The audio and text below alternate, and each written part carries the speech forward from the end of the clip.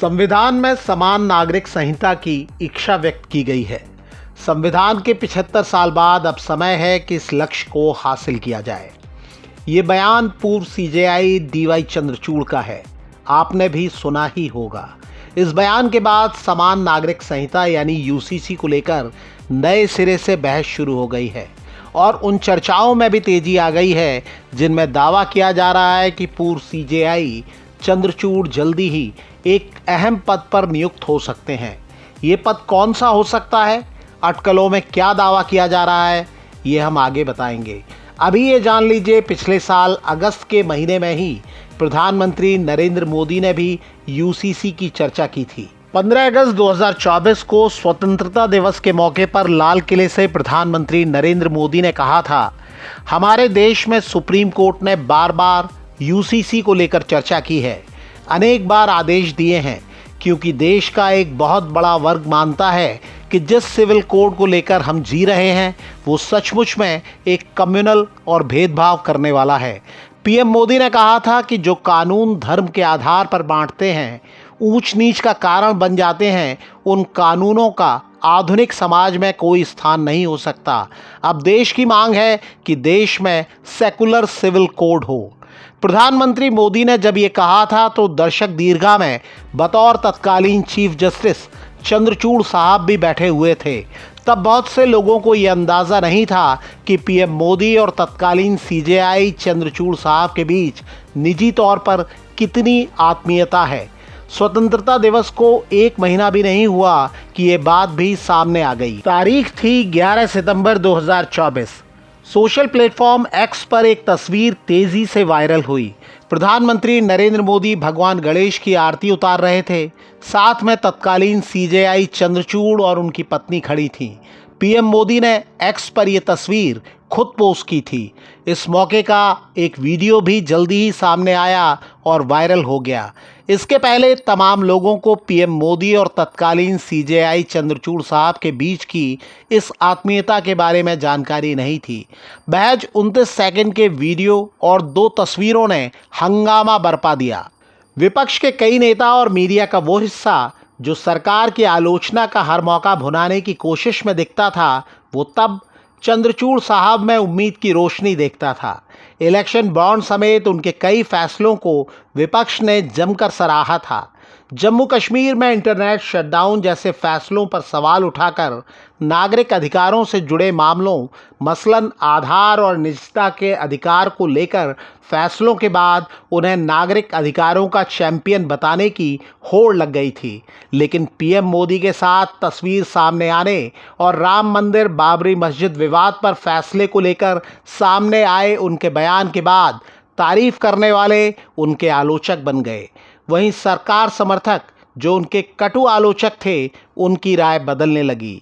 जब उन्होंने कहा कि हम राज्य या केंद्र सरकार के मुखिया से मिलते हैं तो इसका अर्थ ये नहीं है कि कोई डील हो गई, तो माना गया कि वो पीएम मोदी से मुलाकात पर सफाई दे रहे हैं। चंद्रचूड़ साहब के सीजेआई रहते हुए कई लोग दावा करते थे कि मीडिया उन्हें बहुत अहमियत देता है। रिटायरमेंट के बाद भी वो लगातार चर्चा में बने रहे। ये बात अलग है कि कई बार चर्चा उन मुद्दों पर हुई जिनकी वजह से खबरों में आना पूर्व सीजेआई शायद ही चाहते रहे हों। सुप्रीम कोर्ट एडमिनिस्ट्रेशन ने इसी साल जुलाई में केंद्र सरकार को चिट्ठी लिखी थी और कहा था कि पूर्व सीजेआई चंद्रचूड़ से उनका बंगला जल्दी से जल्दी खाली कराया जाए।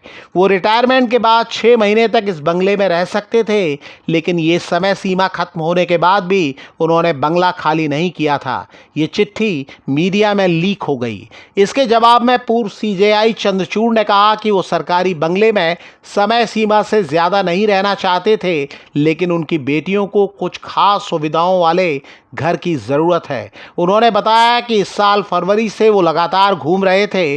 उन्होंने सर्विस अपार्टमेंट और होटल भी देखे, लेकिन वहाँ जाया नहीं जा सकता। अब उन्होंने घर खाली कर दिया है। बंगला विवाद अभी थमा भी नहीं था कि एक और चिट्ठी लीक हो गई।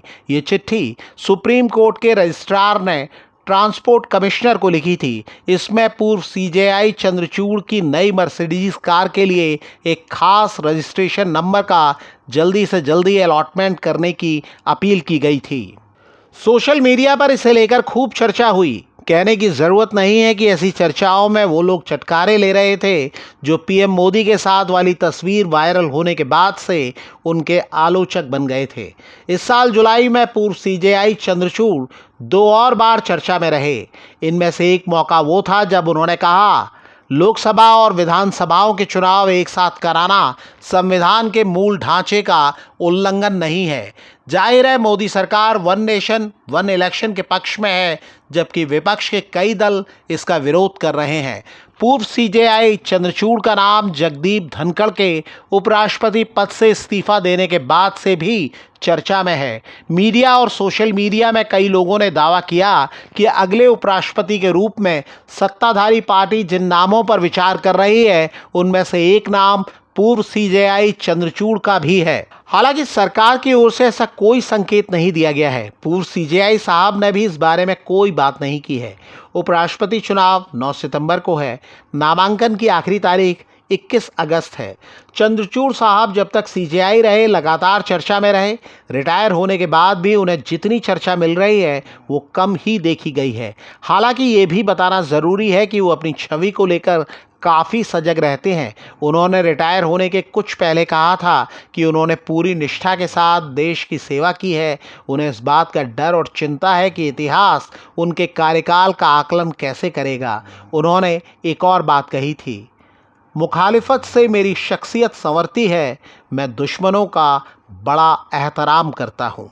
मुखालिफ से मेरी शख्सियत संवरती है, मुखालिफ से मेरी शख्सियत संवरती है, मैं दुश्मनों का बड़ा एहतराम करता हूँ। अगर आप भी कुछ कहना चाहते हैं तो कमेंट करके हमें बता सकते हैं।